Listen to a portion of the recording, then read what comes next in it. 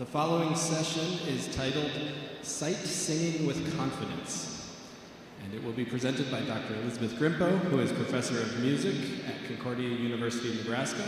She also teaches music for Trinity Academy, the classical Lutheran high school that is an institute of Concordia, Nebraska. And so please welcome with me Dr. Grimpo.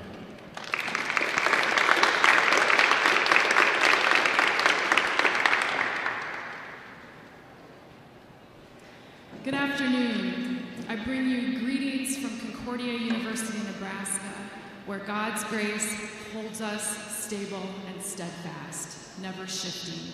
Colossians 1:23. I also bring you greetings from my colleagues in the music department, where it is our privilege to teach the next generation of musicians, to equip them with the skills and the knowledge that they need to serve in the home, in the church, and in the world. We know that music is a gift given to us in this sinful life by God, who is a God of grace, and we desire to use that gift that He's given to show His beauty and glory to others so that it may be a blessing to them as well. Since I'm a pianist, I have a quote by one of the most highly revered pianists of our time, Andres Schiff. And I don't know anything about his faith, but we know that things that are good point to God. And so I think humanity recognizes that. He says, learn music, even if it's not going to be your profession. It will always be with you, and it will enrich your life.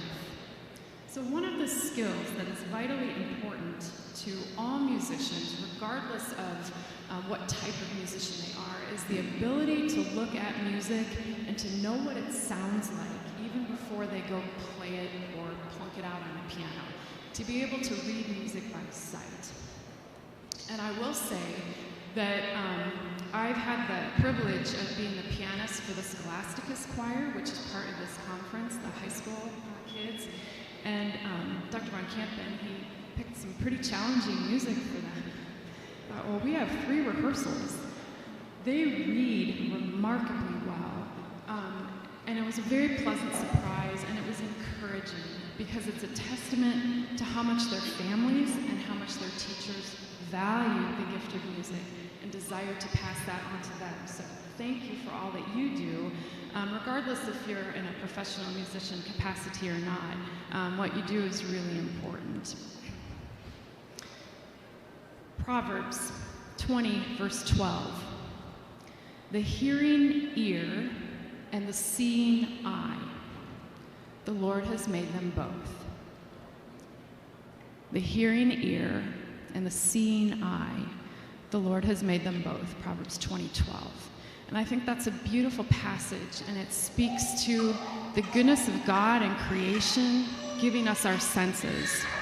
But we know that sometimes senses work together, and so permit me just the following change.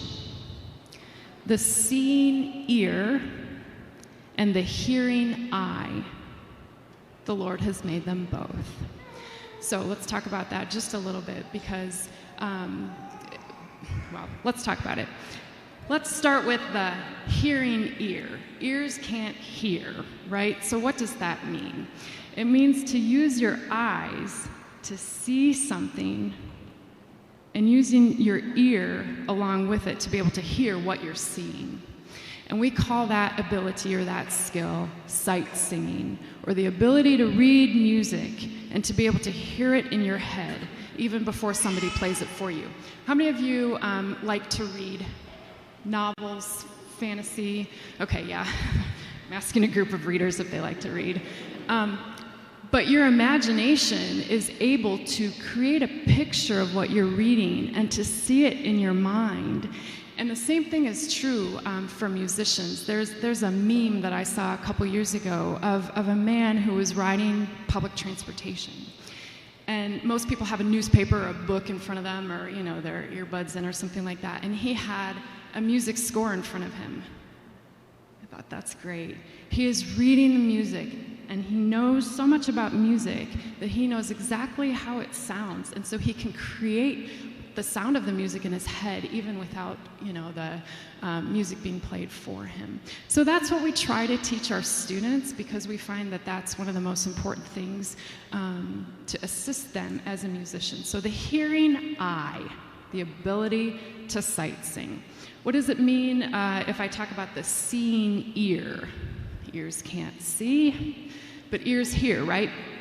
So if we're hearing music, it's the ability to not only appreciate what we're hearing, but the ability to hear the music and say, I could write this out exactly. I could write the exact pitches, the exact rhythm. I could identify the chords that I'm hearing. And all of that is a great skill, but we know that skills take practice to become really good at that.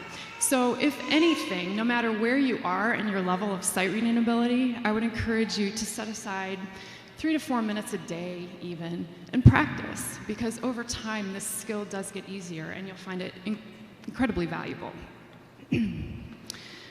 Doing any skill with confidence requires certain things.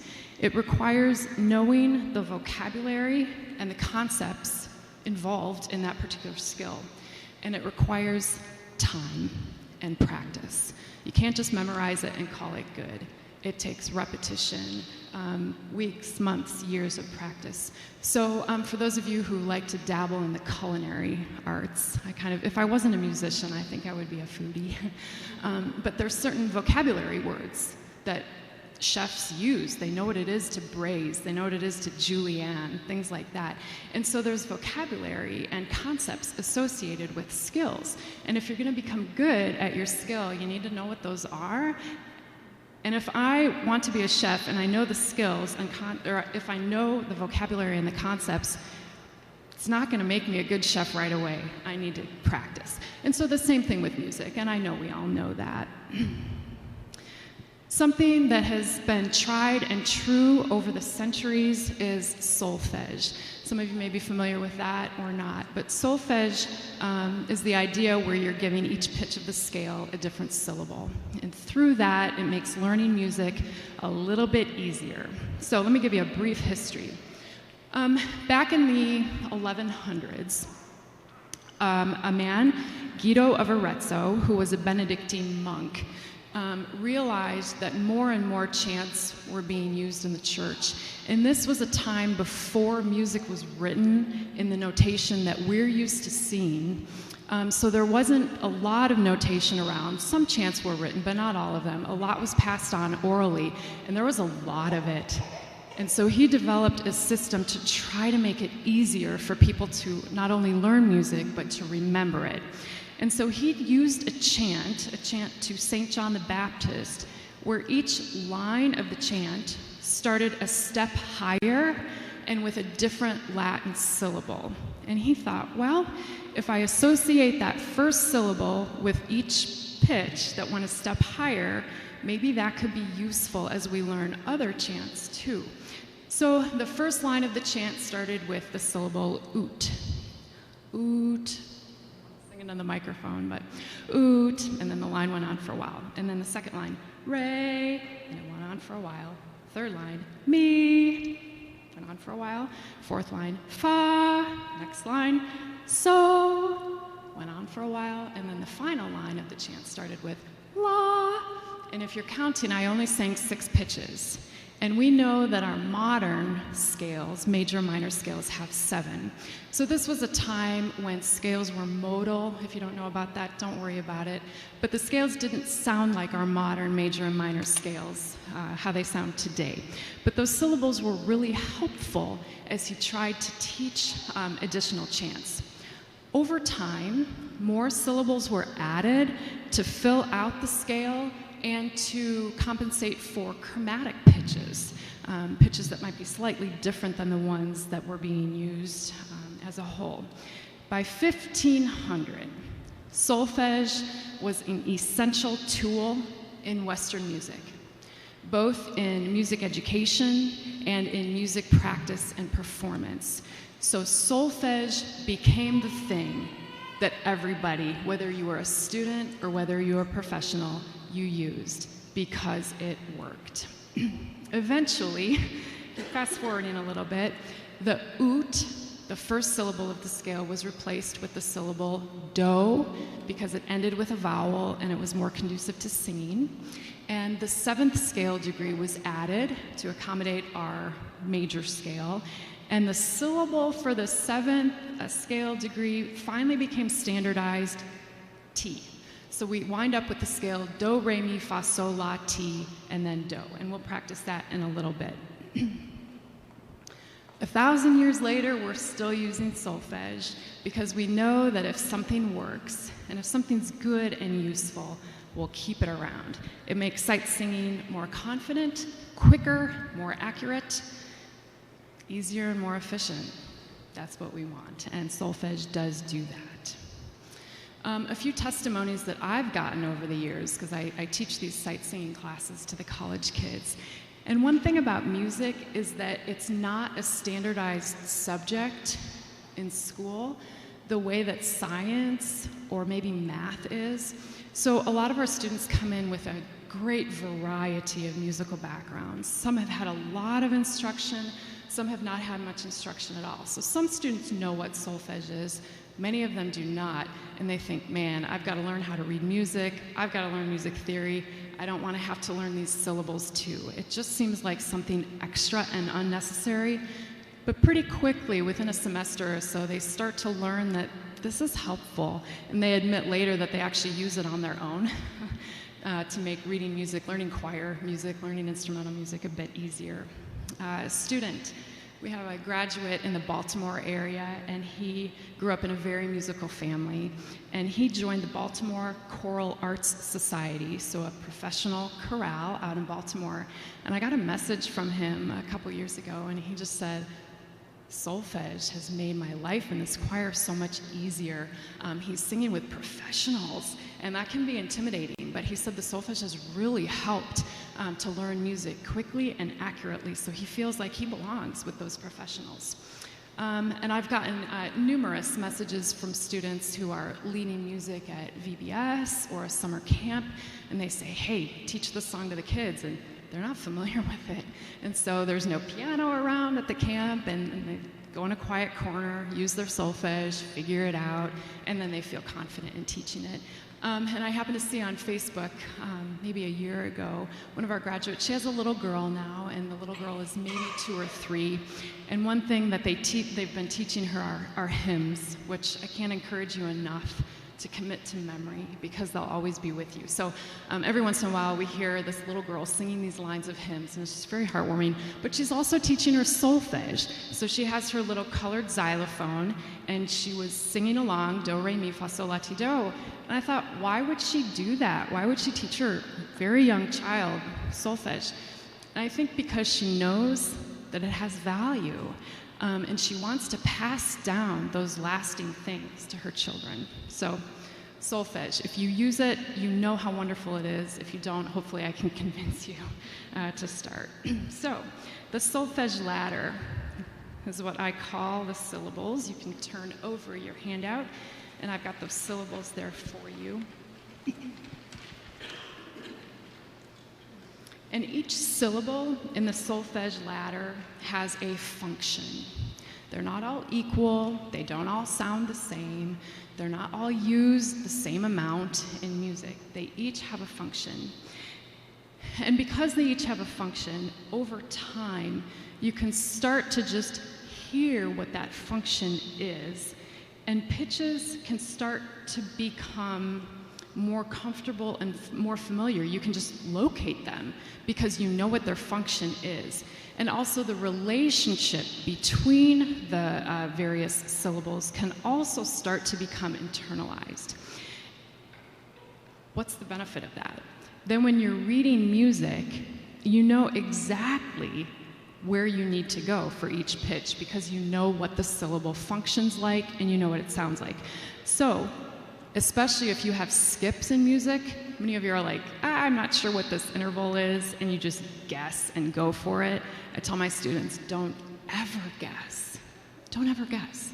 Just take time and figure it out. And if you use solfege kind of as your guide, you'll be accurate. So skips become confident and natural, And since music is one of those art forms that exists in time, music always goes forward. I think once you start to use solfege, you start to notice not just pitch to pitch, but you start to notice the larger line and the shape of a phrase, which allows you to be more musical even when you're sight reading, which is a great feeling. And you realize that music is logical and orderly, sometimes surprising, right? It has to be. Every piece is unique. But good music makes sense, and solfege helps us to see that. All right, so let's go ahead and go to the solfege ladder. I'll go ahead and demonstrate what it sounds like. Many of you know this anyway. Do, re, mi, fa, sol, la, ti, do. And I'm going to demonstrate for you one of the functions of one of the pitches. Do, re, mi, fa, sol, la, ti. Yeah, right. Okay. Yeah, so the function of T wants to pull home. And we know that do is the tonic pitch. It happens to be the first note in a major scale. So the function of T wants to pull to do. Music exists in time. There needs to be some tension, there needs to be arrivals and things like that in the music. And the functions of the other syllables perhaps are a little bit more subtle, but over time you get to really recognize what those are. The other thing about the solfege ladder that's kind of nice is that it is expandable. So composers aren't just limited to those 7 pitches. They can go higher than that. They can go lower than that. We know that. Do, re, mi, fa, sol, la, ti, do, re, mi, fa, etc. And we could go down in the basement too. So right now, I'm going to invite you to sing with me the scale from do up to do and then back down. If you need to look at the syllables, look at them. If you want to try it without looking, that's fine. Do, here we go. Do, re, mi, fa, sol, la, ti, do, ti, la, sol, fa, mi, re, do. So the first thing, if you're going to start using the solfege system, is to get really comfortable going up and going down. I encourage my students to kind of make a little cheat bookmark and to practice like on their way walking from one class to the next. It doesn't take a lot of time, but consistent time will actually help you to get better. The other thing that's kind of nice about the solfege ladder is that you can move it wherever you want. So let's say you see a melody and you're looking at the pitches and you're like, I can't sing that high. And you just need to kind of figure out how it goes. If you're not singing with other people or singing with a keyboard or other instruments, it doesn't matter if you're singing it. It doesn't matter what pitch you're using for that tonic pitch. It's gonna sound the same wherever you pitch it. So that's kind of nice too. You can move the tonic around. Do, re, mi, fa, sol, la, ti, do, ti, la, sol, fa, mi, re, do. Do. Do, re, mi, fa, sol, la, ti, do, la, sol, fa, mi, re, do. Do. Let's say I want that to be my tonic. Do, re, mi, fa, sol, la, ti, la, sol, fa, mi, re, do. So you can move it around wherever, but you know that wherever you move it, do is home. That's your tonic pitch. And it's a way for you to know exactly the pitches that you're singing and know that you're accurate when you're doing it. Okay, let's go ahead and do a few exercises. When you get the hang of what I'm doing, feel free to join. And you can consult your solfege ladder if you like. Do, re, do, re, mi, fa, mi, re, mi, fa, sol, fa, mi, fa, sol, la, sol, fa, sol, la, ti, la, sol.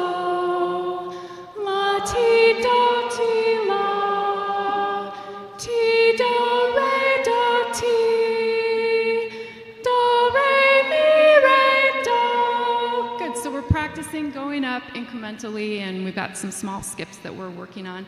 Let's do that in reverse. Do, ti, la, ti, do, ti, la, sol, la, ti,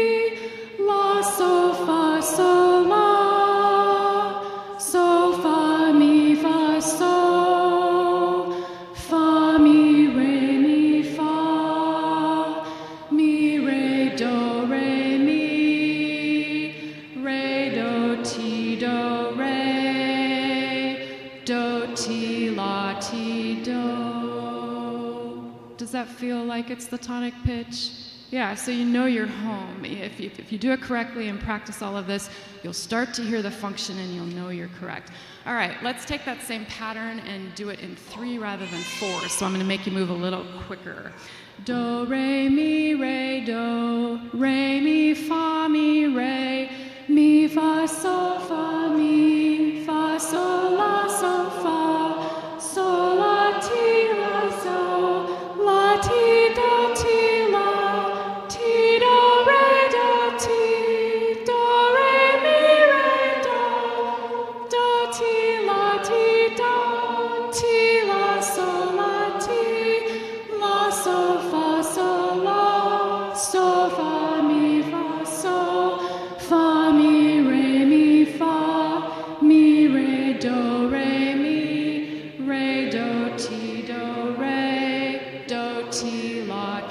do.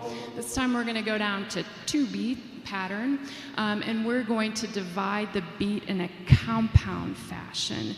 So if we divide a beat simply, we divide it into 2 subdivisions. If we divide a beat in a compound manner, we divide the beat into 3 equal subdivisions. Do, re, mi, fa, re, mi, fa, sol, la, fa, sol, la, ti, do, la, ti, do, re, ti, do, re, mi, do, ti, la, so, ti, la, so, fa, mi, fa, mi, re, do, ti, la, do. And then after time, I start to think, okay, fa, re, that is, la, do, ti, do. I can find these pitches because I know what they sound like and I know what their function is. And as long as I am firmly grounded and don't lose my tonic pitch or do, you can find any pitch. And over time, this will make reading music at sight a lot easier. Another thing that I want to point out, music is not just melody, right? We know that. It's harmony too. And so the most important pitch in a melody, of course, is do. The most important chord in harmony is the tonic chord. Some of you may know this. Do, mi, do. So the tonic pitch, do, tonic chord, do, mi, do. How about sing do, folks on this side? Do, folks in the back, mi, so. Yeah, so that's the tonic chord. And I find that that's pretty helpful too, once I sing the scale up and down, to outline the tonic chord, to fully ground myself in that tonality. Sometimes I'll even add the top do to it. Do, mi, so, mi, do, so, la, ti, do, things like that. So you can really experiment with the solfege ladder and kind of work with it at your own pace. All right, so that's the solfege ladder. The next thing that's pretty important to know if you're going to sight sing accurately is a little bit of music theory. And I don't want this to be intimidating because it's not. But it's important to know key signatures. How many of you know key signatures? Like if I quiz you right now, you could, okay, great. For those of you who are a little less confident, I have included the circle of fifths, which is a really handy diagram to kind of help you out to know which accidentals belong with which keys. So the capital letters, which are in red, those are the major keys, and that's all we're going to concern ourselves with today. There's a lot more ways that we can use solfege with minor scales and that, but for today we're going to stick with the majors. So it's really important to know key signatures. It's crucial that you know what key you're in. Why? So you can identify which pitch is do. Okay? If you have a piece of music, if you have a melody in the key of C, no flats, no sharps, C is do. And then the rest of the pitches up the scale, you can use the syllables up the scale. If you have a piece of music in the key of F, you have one flat in the key signature.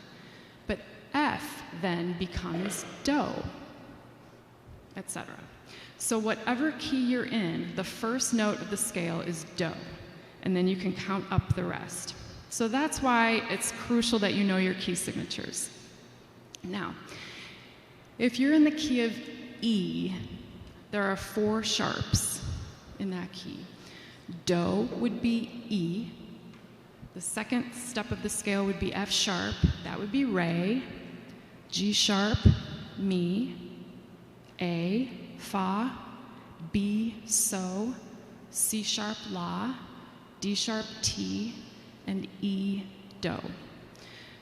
Some of my students, when we sight sing melodies in a variety of keys, they freak out if there are more accidentals. I'm like, why are you freaking out? You're singing it. You're not playing it on an instrument. So I think sight singing, it doesn't really matter what key you're in. You just need to know what Do is and count up the staff accordingly for the other syllables. So don't let a lot of accidentals in the key signature throw you. Okay. I think that's good for now. Are there any questions so far? I think we're going to use the rest of the time to practice together. Yeah. Can you just clarify for the good of the group that the letter names for the notes are also a form of solfege that's stapled to a pitch?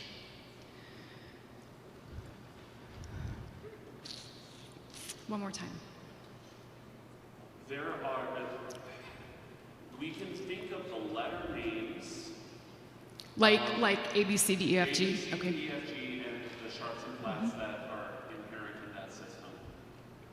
That is also a solfege of a type, but it does different things. It's just nailed down to a pitch. Correct. It's another form of solfege that is ostensibly more stable. So like we're if talking about do, re, mi, we're talking about function, whereas with the lettered pitches, we are talking about discrete pitches, unless you're outside of the English-speaking world in Germany, where they will use do, re, mi for both. Yeah, there are a lot of approaches to sight singing. Solfege is one. It's my preferred.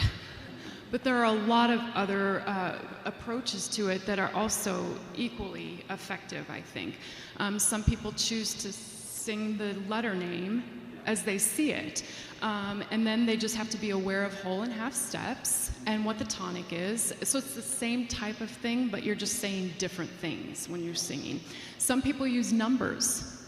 1, 2, 3, 4, 5, 6, 7, 8, or 1, yeah. And yeah. It's kind of the difference between giving somebody directions and saying turn right at McDonald's, and instead of going in 0.25 miles, turn east. Right. They'll get to the same spot. Yeah. They're just using a different method to get there. So if solfege is something you're like, I'm not so sure, letter names work really well, and that will help you with your note reading too. So that works really well. Numbers too. There are positives and negatives, I think, to all approaches. So we're going to stick with solfege for today. Okay. When we practice sight singing, I would encourage you not to just dive right in and go for it. You kind of need to prepare to look at the lay of the land before you start in order for you to be successful. So I've got some tips that I think can lead to successful sight singing. The first is identify the clef. Treble, bass, alto, tenor. Doesn't really matter, I suppose, but you need to know what clef you're in so you know what the lines and spaces are. Then you need to identify the key, and we've talked about that. That's important so that you know what syllables to use for all the pitches. And you need to know what the time signature or the meter is. I think one mistake that sometimes is made when you're sight singing is you can become so focused on the pitches that you don't think about the counting or the rhythm. But the counting and the rhythm give the notes structure. And structure is crucially important to music. If you sing random pitches without a rhythmic context, even the most familiar melody can be unrecognizable if you don't have that rhythm to go hand in hand. So don't ever overlook rhythm. That's just my encouragement. And I say that as a pianist who, growing up, faked the counting. And it took getting to college and playing in an ensemble for me to realize I have to count. So counting is super important. Then I would encourage you to scan the melody, to take a look at it, get a sense of the contour. Is this melody mostly made up of steps? Does it have a lot of skips in it, lots of leaps? And if you do see things that you're like, ooh, that might be tricky, that would be something to kind of look at before you try to sight sing the whole melody, to kind of spot identify places that might be a little tricky and to look at those first. Sometimes I also would encourage you to notice the starting and ending notes for each phrase. If you have a long melody, many melodies start on do, but not all of them. Let's say your first phrase starts on do, and you notice that the ending note of the first phrase is re. So when you get to the end of the first phrase, if you feel like you're home, you did something wrong. And so in some ways, it seems like it's hard to know if you're right or wrong when you're sight singing, but if you think about the solfege syllables or whatever method you're using and think about the function of each pitch, you can kind of be your own checks and balances to make sure that you're kind of on the right track. So those types of things are good to notice. Then you can establish the tonic. What does that mean? It means give yourself a pitch and warm up. If you're not concerned about being on the exact written pitch, I would encourage you to scan the melody and see what the range is like, and give yourself a tonic pitch that kind of works well for your vocal range. It would just be more efficient. You can get a pitch from your phone, the piano, or just sing one. And then after that, sing the scale. Sing the scale. That's really important. Don't just hum a pitch and go. Sing the scale so that you fully ground yourself in that tonal center. Never give yourself the starting pitch. If it's the tonic, you'll be fine. But if it's not, you've asserted a pitch other than the tonic as being kind of important, and it's a lot harder to find that tonic and to ground yourself in the proper tonality. So I would encourage you, no matter what the starting pitch is, give yourself the tonic. Sing the scale. If you know where the tonic is, you can find any pitch by yourself. So that's just a note of advice for you. Then, when you're finally ready to give it a shot, give yourself a conservative tempo on the slow side, not too slow, because then it's hard to hear what the melody actually sounds like, but give yourself a conservative tempo so that you can keep it steady. It's more important to keep it steady than to try to get through it quickly. Stopping and starting, lots of hesitations, that can disrupt the flow of the melody, and then it's harder to know what it sounds like. All right, so those are my helpful hints for sight singing. Some resources that you might use if you're going to practice this on your own. I've got those listed for you. Melodia. This is a pretty old sight singing textbook. It's now public domain, so it's available as a free PDF online. And in the packet of music that I've given you, I've taken just some of the beginning pages from that resource. So you might find that these are too easy for you. That's fine. Go to some of the later pages, and it'll give you more to practice. And then any hymnal. Grab any hymnal. Many of us are familiar with the melody, and so when you're already familiar with the melody, singing it on solfege can help you learn solfege a little bit better, but you already know what the melody sounds like. So sometimes just open a hymnal, say, I'm going to sing the tenor line on this one, and then give that a shot, because that might be a little less familiar than the melody. So lots of resources that you can just spend a couple minutes with every day. All right, your packet, Melodia. Page 1. We're going to go down to number 7 and start there. And these are just really short exercises. And I will tell you that all of these on this page move by step. There are no skips. So if you want to keep your solfege ladder kind of handy so that you can kind of keep track of where you are, that's fine for now. But some of the things that I notice are this whole page is in treble clef. The whole page is in 4/4 time. I'm seeing quarter notes and half notes, so the rhythm is very straightforward. Let's see, what else am I noticing? I think that's it. All right. No flats, no sharps in the key signature. What key are we in?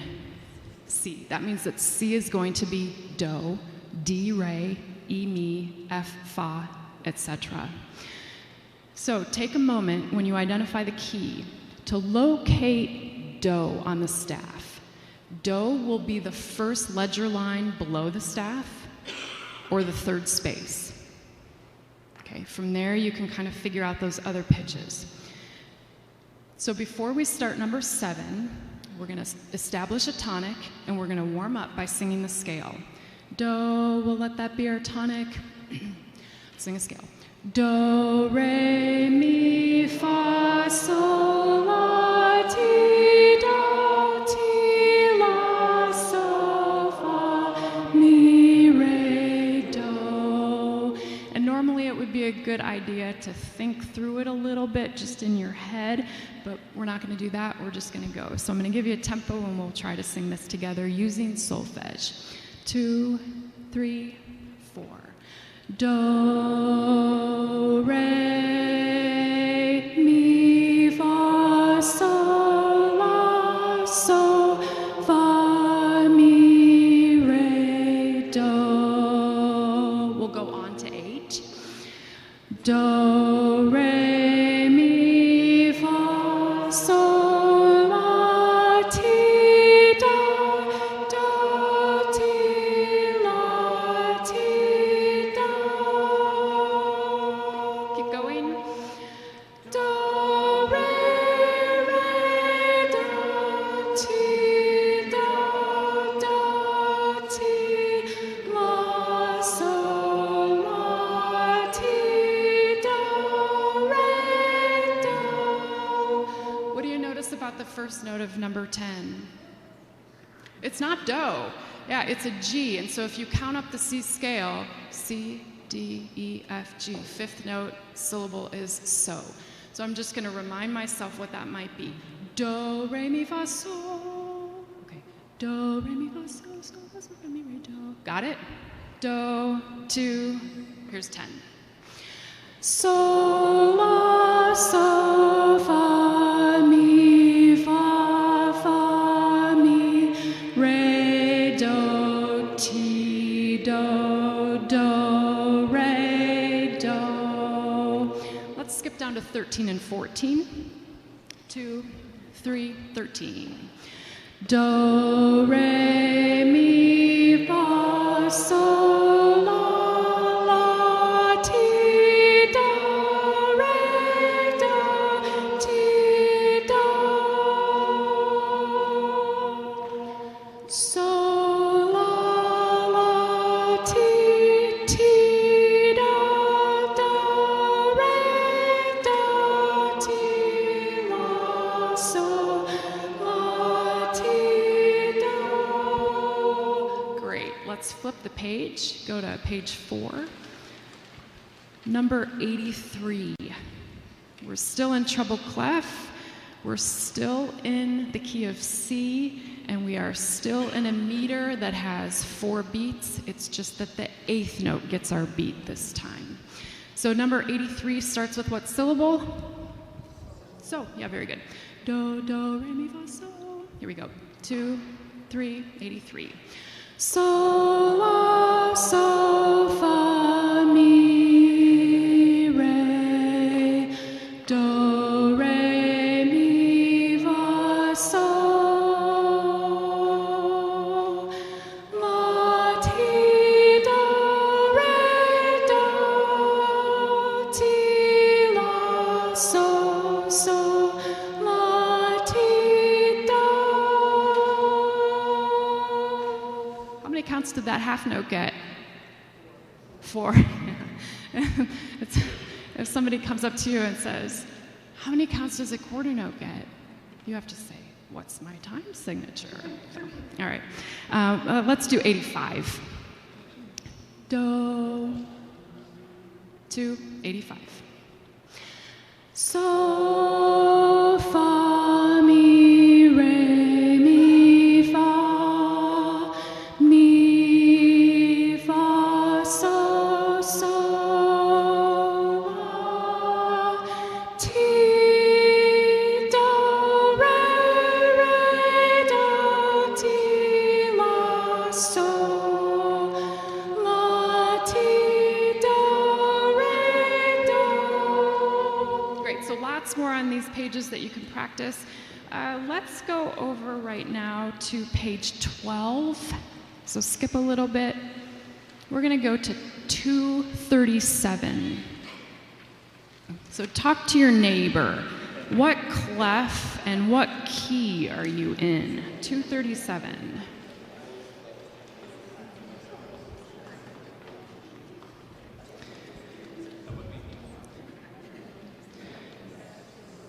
All right, you're in bass clef in the key of E flat major. That means E flat is going to be do. Where is E flat located on the bass staff? The third space, right? So the note on the third space is your tonic pitch. That will be do. And then you can figure out the other syllables either going up or down. Yeah.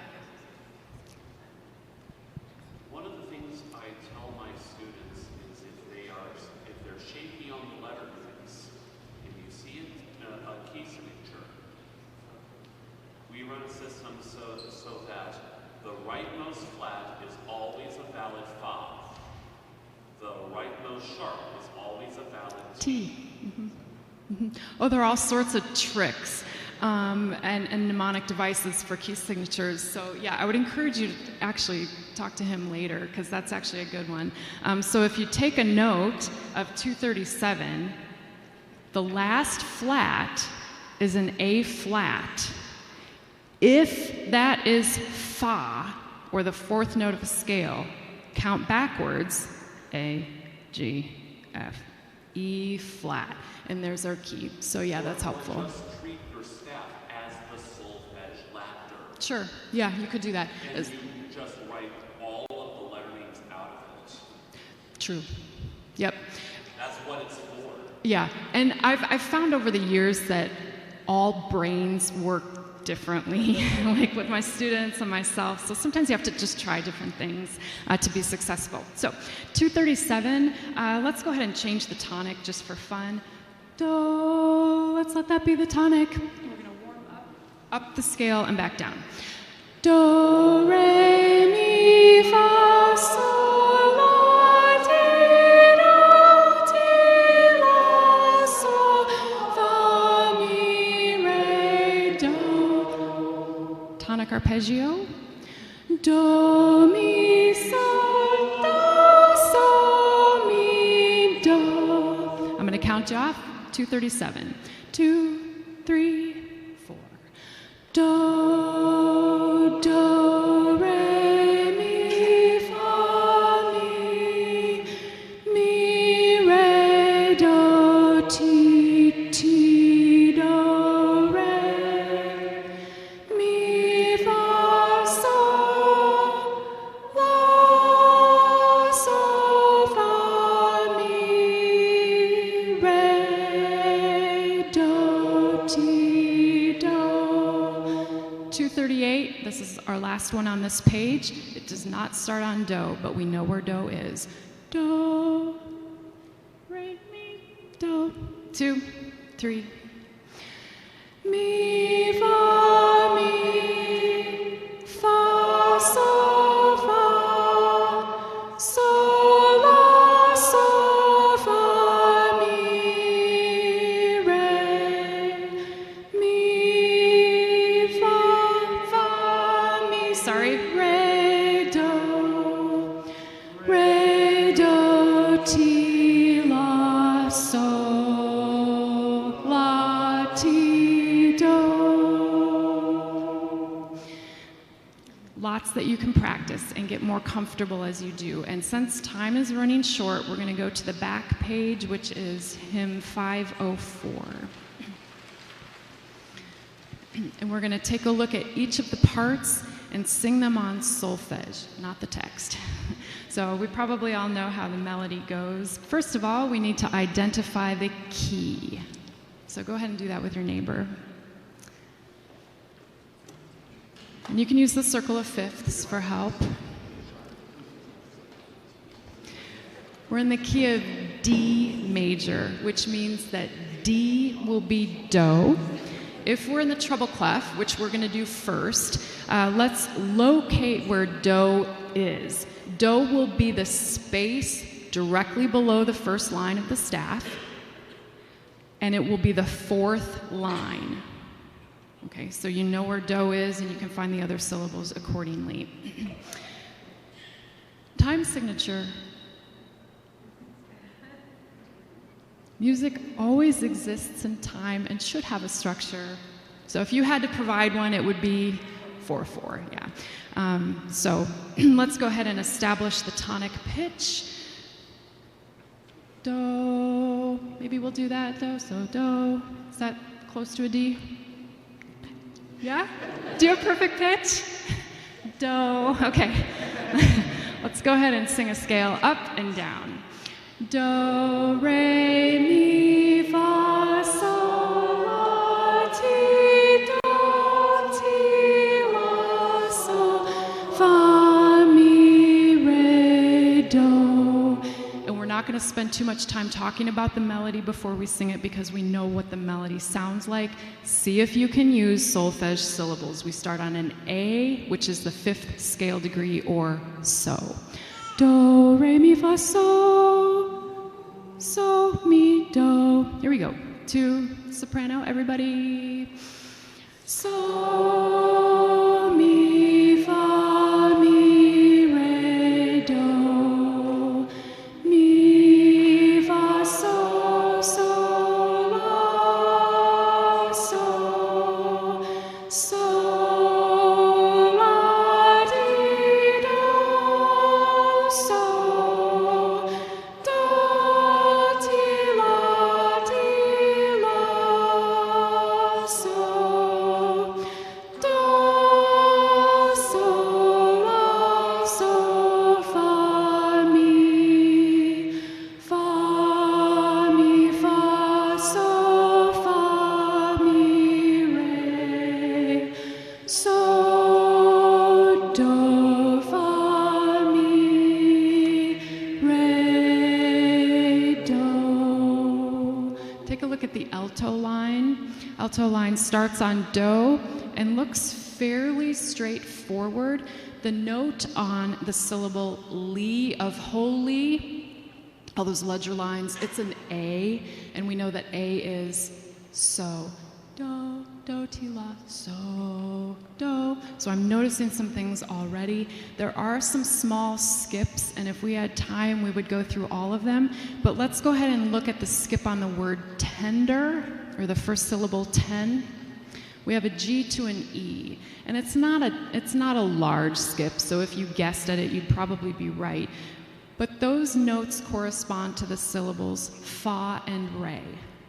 Do, do, mi, re, fa, fa, re. Right, we've practiced that with all of our warming up patterns earlier. So over time, these skips, they become second nature because we know what they sound like because we've associated them consistently with syllables. Fa, re, mi, do. All right, so because we're short on time, we're going to try sight reading the alto line. Ideally, you would spend a little bit of time with it to identify some of those other potentially tricky parts. Take a look, actually, before we sing it, at the word Savior, which is the first word of the second system. Say is on mi, do, re, mi. Your is on ti. How am I going to find that? How does ti function? It pulls to do, right? Do, ti, do. And what is the note right after Savior? In the alto line, on with do. Mi, ti, T, do. So I'm not necessarily trying to locate T blindly. I'm thinking about where that next pitch is, and I see, oh, T, do, I know what that sounds like. So those are the things that you can start to notice. Okay, alto line. Do, 2, 3, 4. Do, do, do, do, T, so. Do, Ti, do, mi, fa, re, mi, re, fa, mi, ti, do, re, mi, re, ti, do, ti, re, do. Go down to la, do, ti, la, re, do, ti, do, la, re, do, ti, do. Okay, soprano and alto, good. Let's look at the tenor. Now we're in bass clef. So just rethink about where the tonal center or do is. A D is the middle line. So let's start with the tenor, and we start on what syllable? We start on mi. Do, re, mi. So everybody on the tenor will try to read this. I will warn you, there's a chromatic pitch in the second line. And so I have a little note for you about what to do with chromatic pitches. You can kind of look at that on your own. But if you take a look at that note, it's a G sharp. Okay, we can read it. We know what that is. First of all, when we see a chromatic pitch, we need to know what scale degree note it's in front of. A G is the 4th scale degree in the key of D. So we know it's the 4th scale degree, and the 4th scale degree normally has the syllable fa. But fa in the key of D is a G natural. This is a G sharp. So what we do with solfege is we keep the consonant, the F, and rather than the normal syllable, we use the vowel sound E. So it's not fa anymore, it's fi. Let me demonstrate what that sounds like. Do, re, mi, fa, so. Between fa and so we have a whole step, which means there's a chromatic pitch in there. That's always a possibility. Do, re, mi, fa, so, fa, so, fi, so. So it's still the 4th scale degree. It's just been altered and raised. And so we changed the syllable to show that. So use the syllable fi when we get there. Here we go. Do, tenor line, 3, 4. Mi, so, la, so, mi, so, do, do, ti, do, ti, do, so, mi, so, fi, so, mi, so, fa, re, so, fa, so, la, so,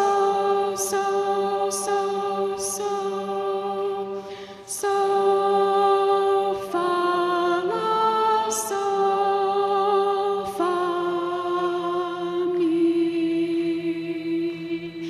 And the bass line, which traditionally usually has the most jumping around. Here we go. I would give you time, but we don't have any. Do. But the first interval, do, re, mi, fa. There's your G. Here we go. Ready? And do, do, fa, so, do, do, re, mi, do, fa, do, so, fa, re, do, re, mi. Stop. How are you going to find la? What comes after that? La, ti, do. Do, do, ti, la, ti, do. There it is. So over time, you just know where to go. So let's start on that la, ti, do, which is with the Father. Everybody see where I am? Second measure, second line. Ready? La, ti, do, ti, re, so, la, mi, fa, so, ti, do, re, ti, do, mi, fa, so, fa, mi, fa, re, so, so, do. Solfege on your part. Hopefully we'll have a nice balance. Do, tonic, here we go. 2, 3,